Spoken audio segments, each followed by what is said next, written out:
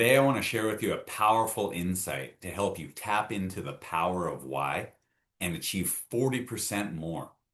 But before I do that, I have a little pop quiz for you. Okay. So I hope you studied. But this pop quiz will only work if you actually play along and do the exercise. Okay.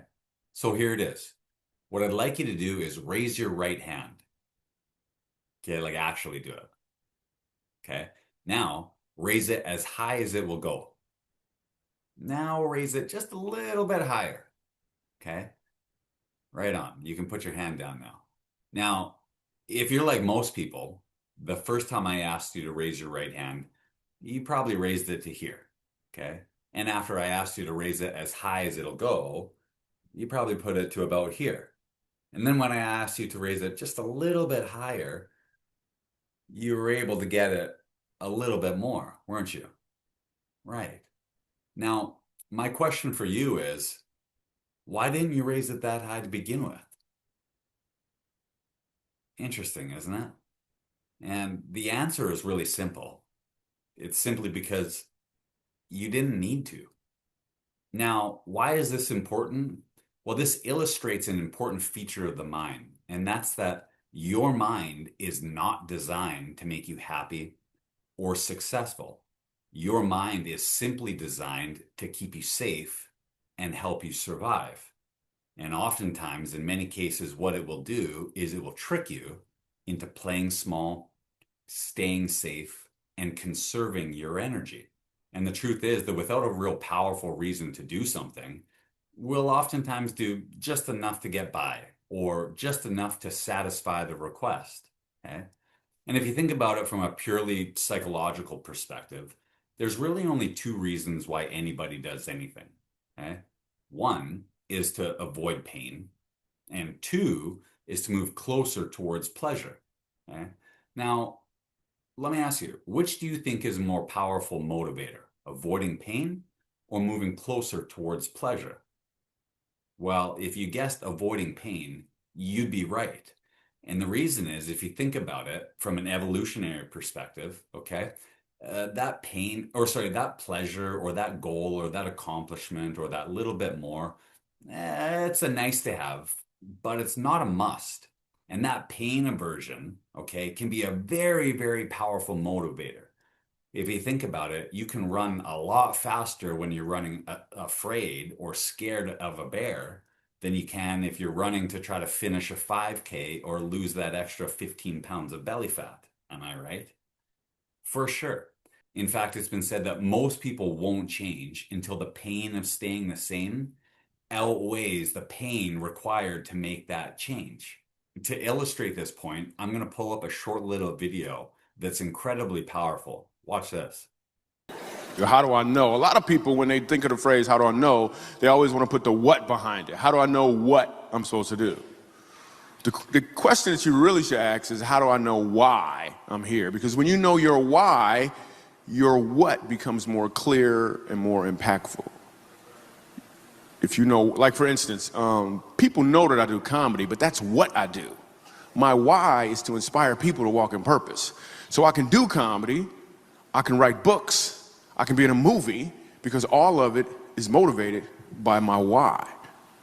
In fact, I have a new web series out called Michael Jr. Break Time. We probably just did the 6th episode. It's on YouTube. So every single Wednesday at 3 o'clock, we drop a new episode on YouTube of Michael Jr. Break Time. What it is it's me. I travel around the country and I do stand-up comedy, in case you didn't know.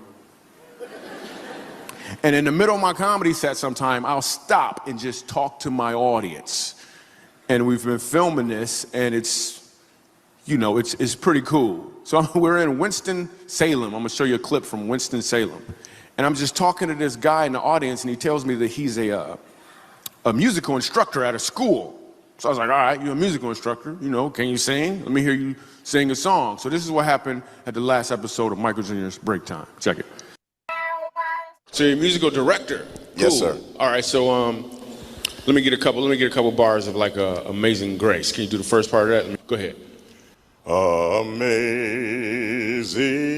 grace, how sweet the sound that saved a wretch like me. Wow.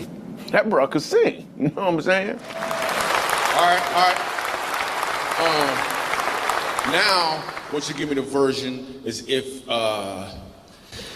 your uncle just got out of jail, you got shot in the back when you was a kid. I'm just saying, let me see the hood version real quick, if you know which version I'm talking about. Just see if that exists. Let me see what you got. Amazing grace, how sweet the sound that saved a wretch like me. I once was lost, but now, right now I'm found. Was blind, but now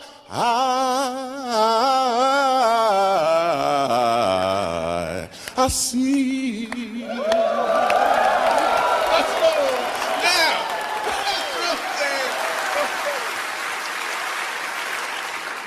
Okay, here's what I want you to catch.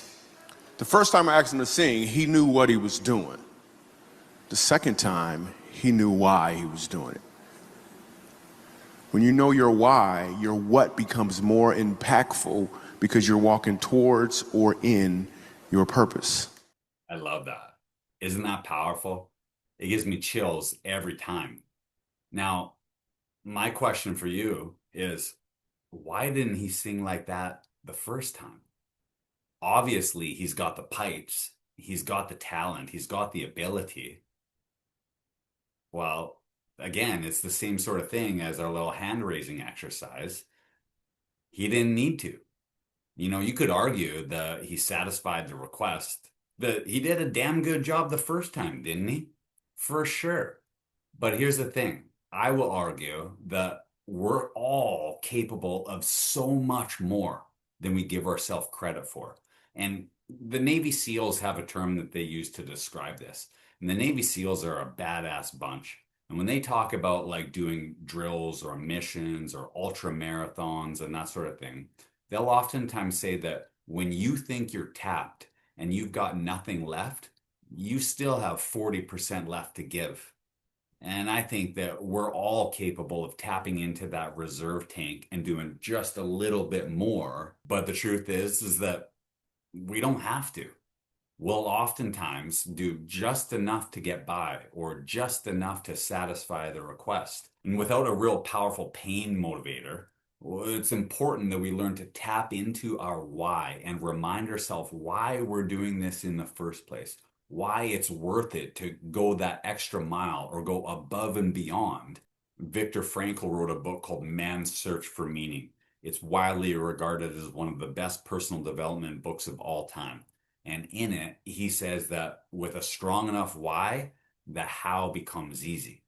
And the truth is that you can endure almost any what with a strong enough why. And reminding ourselves on a regular basis of why we're doing this and why it's important can be that pull factor to get us through difficult times, times of fear, stress, or uncertainty. You think of it almost as like a push and a pull factor. Push motivates us or gets us going, but it'll only take you so far. That pull factor can get you through some of those more challenging times. There's a psychological phenomenon called Hebb's Law. And Hebb's Law states that thoughts that fire together wire together. And in this situation, it can be incredibly helpful to remind yourself of all of the positive benefits, all of the reasons why it's important for you to follow through, do the hard thing, or be consistent with some of those actions and habits to help you get to that next level or tap into that 40% more. I've actually created a little exercise called Surface to Soul to provide you with some prompts and questions to help you go beyond the surface level goals and really tap into your powerful why to help you to dig deep and pull you through some of those challenges. And if you're interested in digging deeper and tapping into your why, let me know and I'll send you a free version of the Surface to Soul exercise.